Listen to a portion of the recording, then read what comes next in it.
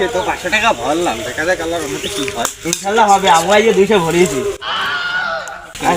আচ্ছা তোর তো দেবো নে, কার কথা কইছিস এখন তো দেবো নে। ভাই কেনে ভাই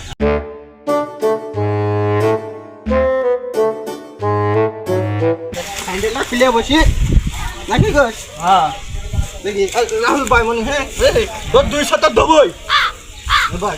না ভাই ওইটা দেখি বে, তোর কিটা দেখি তোর কিটা এ কাল তো 500 ভরলাম, তো 300 খুলিয়েই গেল। তোর জায়গা থেকে আমিও 200 ভরলাম, সবই ভরি দিয়ে। তাহলে তো আনলাম যে 200 দিলে 200 টাকা দেবো না।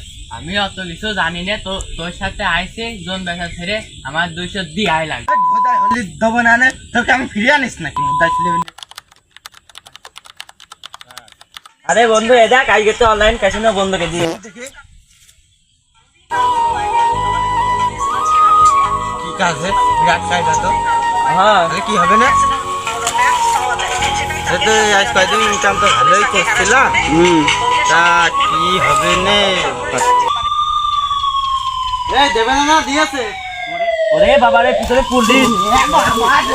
স্যার আমি গেলাম। আমি কিছু জানি না স্যার, ওরা আমার নিয়ে আইছে স্যার। আমি কিছু জানি না স্যার, মাফ করে দেবেন আমাকে। ওরা কিটা কিটা ওরা তো পাড়াকে ছিল আর মোবারকে ছিল পঞ্চি পাড়ার। নাম কি?